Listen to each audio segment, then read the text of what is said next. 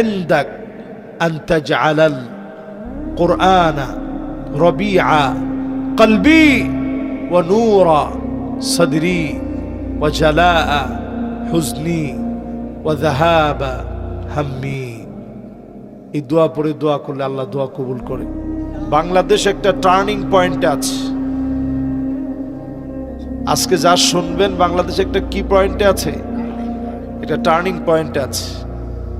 এই জায়গায় ভুল করলে অনেক বড় ভুল হবে। সারা দুনিয়াতে আল্লাহ তাআলা আযাবের একটা মহড়া চালাচ্ছেন। সেনাবাহিনী যেভাবে একটা মহড়া চালায়, আল্লাহর সেনাবাহিনী কর্তৃক একটা মহড়া চলতেছে। এখানে জোরে সোরে কন নাউযু বিল্লাহ, বলেন আল্লাহু আকবার। আল্লাহর মহড়া শুরু হয়ে গেছে। থাইল্যান্ডে একদিকে বন্যা চলতেছে, ভূমিকম্প চলতেছে। ইন্দোনেশিয়ায় বন্যা, ভূমিকম্প।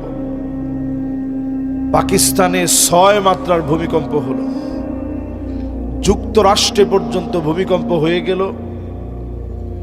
ইথিওপিয়াতে 12,000 বছর পুরানো বিশাল আগ্নেয়গিরি ফেটে পড়েছে। 14 কিলোমিটার উঁচা হয়ে গেছে শুধু ছাইগুলো। মেঘমালার সাথে মিশে গিয়েছে ভারতের মেঘমালার সঙ্গে, উত্তর পাকিস্তানের মেঘমালার সঙ্গে, ওমান ইয়েমেনের মেঘমালার সঙ্গে মিশে গিয়েছে। এখন যে বৃষ্টি বর্ষিত হবে, শিলা বৃষ্টি হবে এই অঞ্চলগুলোতে, ফসলগুলোর ক্ষতি হবে। এটা তো মাত্র একটা আগ্নেয়গিরি ফেটে পড়েছে। এরকম হাজার হাজার আগ্নেয়গিরি লুকায় আছে। আল্লাহ